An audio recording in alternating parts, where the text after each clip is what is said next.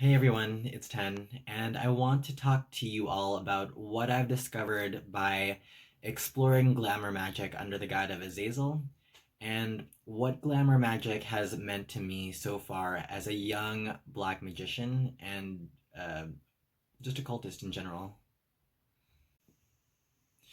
So, in February 2019, I first got the idea from Azazel to become a performance artist and to become a drag queen. Uh, the idea was that it would be one of my outlets and a form of art that I can share into the world.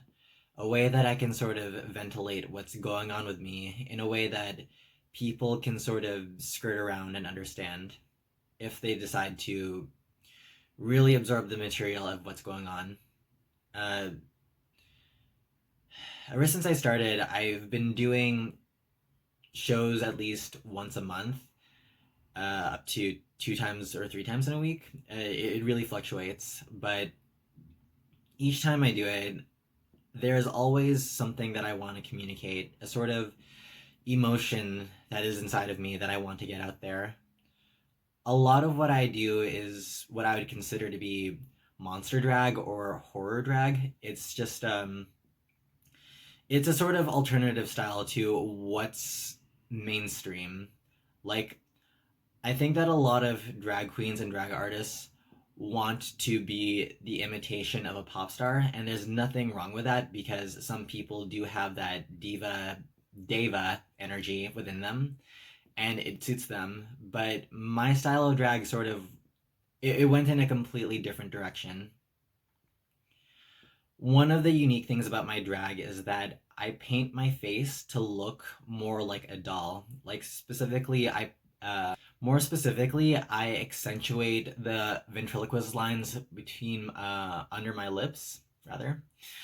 The reason for this is so that it helps it look more like a doll is performing instead of a human.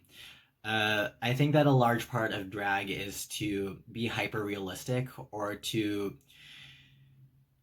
make it as glamorous as possible. So when I'm dressed as a doll, I'm told, or I have found that it is easier for me to invoke spirits within me, to invoke a certain emotion, and to understand that I am the idol and that I am the thing to be possessed, that I am kind of like a toy, but not in a degrading way. It is that I am a toy because I choose to be, and I choose to allow those spirits inside of me.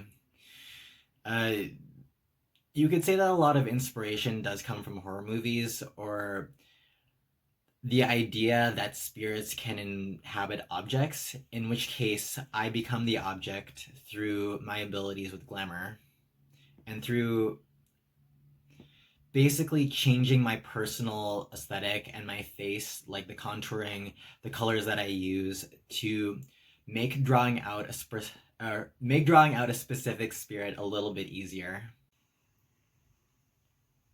I have also found that during the performance itself, it is like a ritual in that like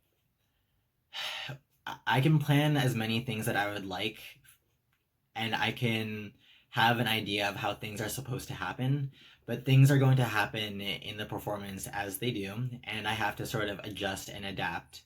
But regardless of what happens, when I'm done, I know that the performance is finished and that my intent has been released into the world, and it's a very sort of cathartic feeling. Through Glamour Magic and being a drag queen, I have found success on many different levels, which I recorded in my personal notes. And I'm interested in going over some of them in separate videos, but for right now, I just want to let you know that the ability to adorn the face in any way, to glamorize yourself, to sort of change your perception and the perception of other people's around you, uh, that is magical. And you can help yourself and other people by doing so, by performing glamour magic. So, on a more personal note, I used to, and I still do, sort of suffer from depression. I hate that word, suffer. It implies that I can't change anything about it or that I'm always the victim, but quite frankly, I this is something that I have learned how to live with. I'd like to say that I haven't just moved past it, but I've learned to move alongside of it. I have learned how to use the many parts of my shadow to help me and to strengthen me, and I find it very powerful. A lot of that is by changing my perception. Uh, During those darkest times when I performed really dark drag and truly meant it, I was surprised to find that a lot of other people empathize with the way that I feel and the way that I express myself. That when they saw my art, they truly understood it, even though they might not get, even though they might not get all of it, they understand the subtle nuances and understand the emotion that I'm trying to convey. And it's very sweet to know that these people are willing to support me even though I experience all these negative emotions. And I do have my ups and downs through life, but through the magic of glamour, adorning my face even on a daily basis, just putting black lipstick on or eyeliner, mascara, having nice little wings that I can just look at, it makes me feel happier and it makes me. Uh,